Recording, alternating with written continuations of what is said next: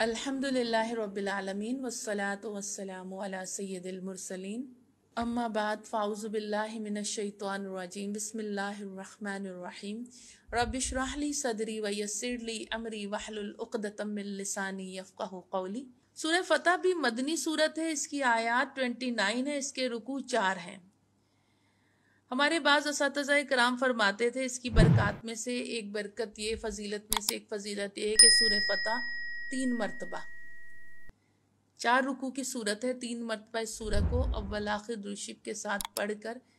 इलायचियों पे दम करके, वो इलायचियाँ जो बच्चे एग्ज़ाम देने जा रहे हों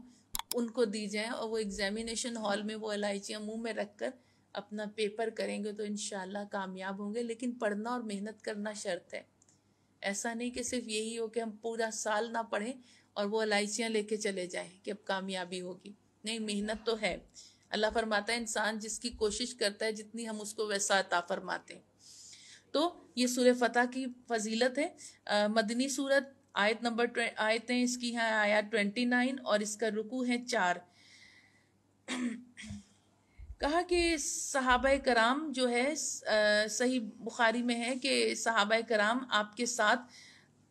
साथ मक्का मुअज़्ज़मा की ज़ियारत को तशरीफ़ ले गए और उम्रा अदा किया है। और सहाबाए कराम ने, यानी जब हजूर पाक सल्लल्लाहु अलैहि वसल्लम ने ख्वाब में देखा कि इस बात सहाबाए कराम आपके साथ मक्का मुअज़्ज़मा की ज़ियारत को तशरीफ़ ले गए और उम्रा अदा किया है, सहाबा ने जब ये ख्वाब सुना तो समझे कि इसी साल इस ख्वाब की ताबीर ज़ाहिर होगी। मक्के से आए हुए कितना अरसा हो गया था, खाना खुदा देखे हुए एक अरसा हो गया था और दिल बेचैन थे और इस तरारी कैफियत थी। जब हजूर पाक सल्लल्लाहु अलैहि वसल्लम ने अपना ख्वाब बयान करा तो वो कैफियत और वो बेचैनी फिर ज़ाहिर। इसका अंदाज़ा आप इससे लगा सकते हैं कि जैसे हम सोचते हैं कि कोविड ये ख़त्म हो जाएगा, फिर बैतुल्लाह के दरवाजे खुलेंगे, हर में काबा के दरवाजे खुलेंगे, किस तरह बेचैनी जाहिर होती कि बस अब पहुंच जाएं किसी तरह। तो यही वो तो नफूस कुदसिया कि उन्होंने जब ख्वाब सुना नबी पाक सल्लल्लाहु अलैहि वसल्लम से तो कहा कि सोचा कि ये इस साल ही इसकी ताबीर जाहिर होगी। रसूल करीम सल्लल्लाहु अलैहि वसल्लम भी सामान सफ़र तैयार करने में मशगूल हो गए और इसी साल माह ज़ीक़द में मदीना मुनव्वरा से बाहर निकलकर उम्रे का एहराम बांधा, 70 ऊँट कुर्बानी के लिए अपने हमरा लिए और अक्सर सहाबा आपके साथ चलने पर तैयार हो गए। रसूल मकबूल सल्लल्लाहु अलैहि वसल्लम की मक्का मुअज़्ज़मा की तरफ मुतवज्जे होने की खबर मक्के के मुशरिकों को पहुंची। ज़ियारत खाना खुदा से आपको रोकने के वास्ते सब ने मुत्तफिक होकर मक्के के बाहर आकर एक मकाम को लश्कर का ठहराया। और जब रसूल अकरम सल्लल्लाहु अलैहि वसल्लम को ये खबर मिली तो आप हुदैबिया में उतरे और वहीं ठहर गए। उर्वा सक़फ़ी रसूल अल्लाह सल्लल्लाहु अलैहि वसल्लम के पास आया और आपके आने का सबब दरियाफ्त किया और इसके बाद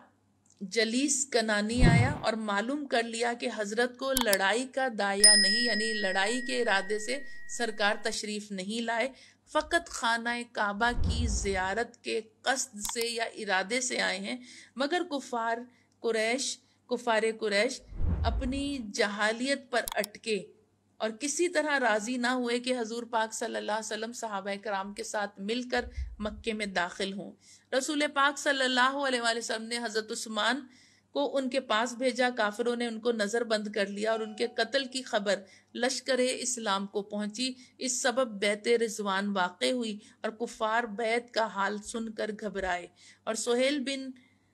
अमर को भेजा तो रसूल मुकर्रम सल्लल्लाहु अलैहि वसल्लम और कुफार मक्का के दरमियान इस बात पर सुलह हुई कि 10 बरस तक मुसलमान और काफिरों में लड़ाई न होगी। एक दूसरे से ना जाहिर में कुछ करेंगे लड़ाई और ना ही एक दूसरे के हलीफ, यानी जो दोस्त कबीले थे जो मुसलमानों की हिमायत करते थे वो मुसलमानों के दोस्त, जो काफिरों की हिमायत वो उनके दोस्त, खुद आपस में भी नहीं लड़ेंगे और दोस्त कबीलों को भी लड़ाएंगे नहीं, उनको भी लड़ाई पे नहीं उकसाएंगे। तो ये बात तय हुई और ये बात ठहर गई कि अगले बरस मुसलमान आए, इस बरस चले जाएं और उम्रे की कज़ा कर लें और शर्तें भी हुई। अक्सर सहाबा इस सुलह से गमगीन हो गए क्योंकि खाना खुदा के इतना करीब आकर वापस जाना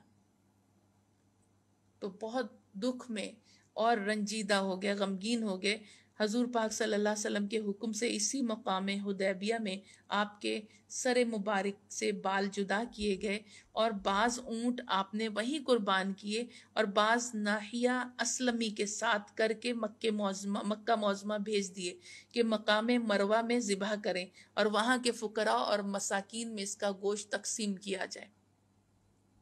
اور صحابہ نے بھی، پہلے تو غم کی کیفیت یہ تھی کہ صحابہ کرام جہاں تھے وہیں بیٹھے کے بیٹھے رہ گئے کہ ہم اللہ کے گھر پر آ کر واپس جا رہے ہیں، ہمیں اتنا قریب آ کر واپس جانا پڑ رہا ہے۔ لیکن جب دیکھا حضرت ام سلمہ اس سفر میں آپ کی رفیق سفر تھی، تو آپ سے رسول پاک صلی اللہ علیہ وسلم نے مشورہ کرا، تو حضرت ام سلمہ نے کہا کہ یہ آپ کی تقلید کرتے ہیں، ایسا کریں کیونکہ یہ غم کی کیفیت میں پہلے آپ اپنے مبارک بال جو ہیں وہ اتروائیں، اپنے سر سے جدا کریں، آپ کی دیکھا دیکھی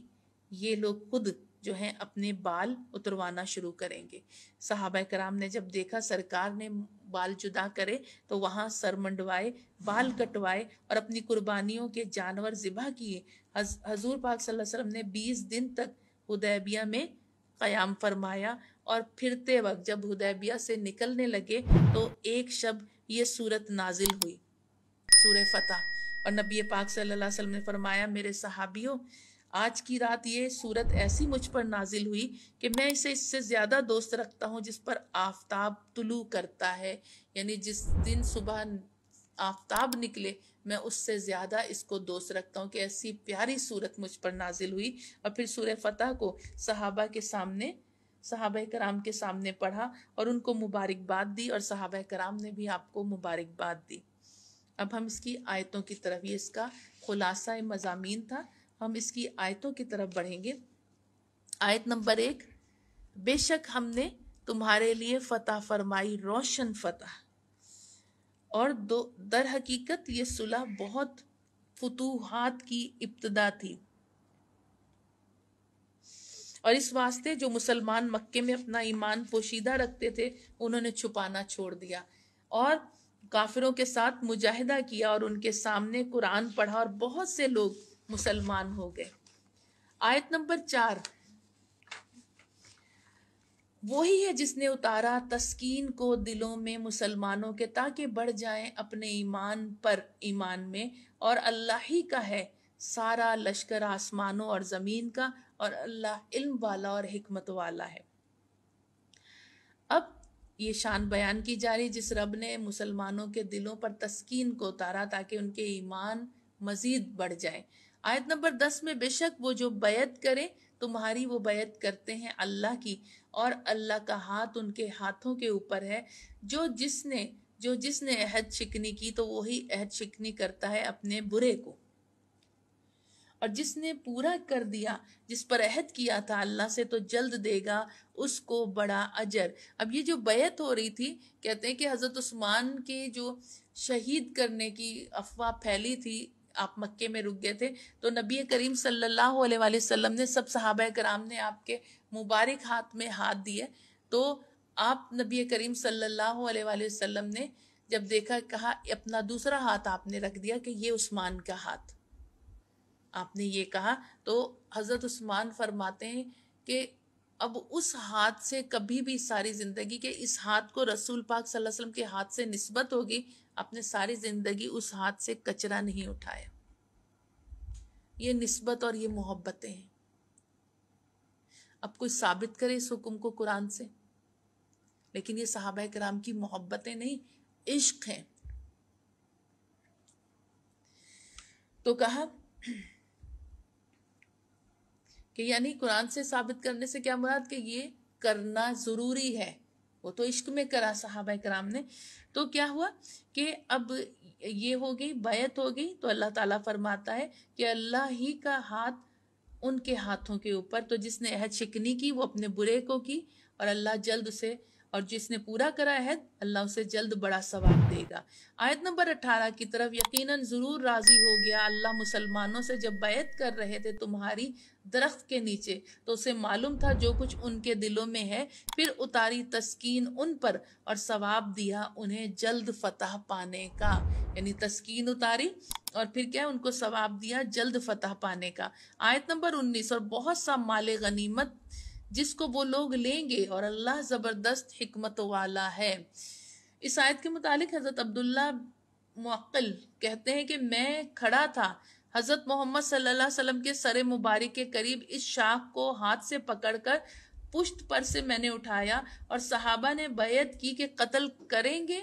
کرنے اور قتل ہو جانے پر کہ ہم ہرگز نہ بھاگیں گے۔ حضرت محمد صلی اللہ علیہ وسلم نے فرمایا آج تم تمام زمانے کے لوگوں سے بہتر ہو، یعنی حضرت عثمان کا بدلہ لیں گے، یا قتل کریں گے یا قتل ہو جائیں گے۔ اس پر بیعت کی تو حضور پاک صلی اللہ علیہ وسلم فرمایا تم تمام زمانے کے لوگوں سے بہتر ہو۔ حضرت جابر سے منقول ہے کہ حضور نبی کریم صلی اللہ علیہ وسلم نے فرمایا جن لوگوں نے درخت کے نیچے بیعت کی تھی ان میں سے ایک بھی دوزخ میں نہیں جائے گا۔ اس بیعت کو بیعت رضوان بھی کہتے ہیں۔ آیت نمبر 29 کہ محمد صلی اللہ علیہ وسلم اللہ کے رسول ہیں جو ان کے اصحاب ہیں، سخت ہیں کافروں پر، رحم دل ہیں آپس میں، انہیں دیکھو گے کہ رکوع کرتے ہیں سجدے میں پڑے ہوئے، چاہتے ہیں فضل کو اللہ سے اور خوشنودی کو، ان کی پہچان ہے ان کے چہروں میں اور سجدوں کے نشان۔ یہ بیان ان کا توریت میں ہے اور ذکر ہے ان کا انجیل میں، کہ جیسے کھیتی ہے جس نے نکالی اپنی سوئی، پھر اسے قوت دی، پھر موٹی ہو گئی، پھر اپنی جڑ پر کھڑی ہو گئی، بھلی لگے کاشتکاروں کو تاکہ جل بھن جائیں اس سے کافر۔ وعدہ دیا اللہ نے انہیں جو ایمان لائے اور نیکیاں کی ان میں سے مغفرت اور بڑے ثواب کا۔ اب یہاں کہتے ہیں کہ اللہ تعالیٰ نبی پاک صلی اللہ علیہ وسلم کے 4 اصحاب کا اس آیت میں ذکر فرما رہا ہے۔ 4 اصحاب کون تھے؟ یہ ان کا ذکر ہم اس آیت کے حوالے سے ان کا ذکر کریں گے کہ اس میں ان کا ذکر آ رہا ہے۔ آیت نمبر 29 میں کیا کہا جا رہا ہے؟ اللہ تبارک و تعالیٰ فرما رہا ہے کہ محمد صلی اللہ علیہ وسلم اللہ کے رسول ہیں، والذین معہ، اور وہ جو ان کے ساتھ ہیں، معہ حضرت ابو بکر صدیق ہجرت میں ساتھ، اور غار ثور میں ساتھ، مدینے میں ساتھ، اور روضہ انور میں ساتھ، یہ معاہو جو ساتھ ہیں۔ اور پھر اشداء علی الکفار، اور سخت ہے کافروں پر، حضرت عمر فاروق کافروں پر سخت ہے۔ رحماء بینہم، اور رحم کرتے ہیں آپس میں، نرم دل ہیں آپس میں، سیدنا عثمان غنی۔ اور تراہم، تم انہیں دیکھنا، رکعا سجدا، حضرت علی کرم اللہ وجہ الکریم رکوع کرتے ہیں، سجود کرتے ہیں اور اللہ کا فضل چاہتے ہیں، اس کی رضا چاہتے ہیں، اور ان کی علامات ان کے چہروں میں ہیں، سجدوں کے نشان ان کی پیشانیوں پر ہیں، اور یہ صفت ان کی تورات میں بھی ہے اور انجیل میں۔ یہ صحابہ رسول ہیں کہ جن کی صفات تورات اور انجیل میں بھی اللہ فرما رہا ہے بیان کی گئی ہیں۔ اور یہ جو حضور پاک صلی اللہ علیہ وسلم نے خواب دیکھا تھا، یہ ہجرت کے 6 سال آپ نے خواب دیکھا تھا کہ آپ مسلمانوں کے ہمراہ عمرہ کر رہے ہیں، اسی بنا پر آپ نے کعبۃ اللہ کی زیارت اور عمرے کا ارادہ فرمایا۔ مسلمانوں کو جب آپ کے سفر کعبہ کی خبر ملی تو مسلمان جو بیت اللہ کو دیکھنے کے لیے بےتاب تھے آپ کے ساتھ ہو گئے، اور آپ کے ساتھ 1400 اور کچھ اور مسلمان تیار تھے، اور حدیبیہ پر پہنچ کر آپ کی سواری بیٹھ گئی، اور وہی پھر حالات جو ہم نے شروع میں بیان کرے، یہ وہی حالات پھر ذکر کیے جا رہے ہیں۔ وآخر الدعوانا ان الحمد للہ رب العالمین وصدق اللہ العظیم۔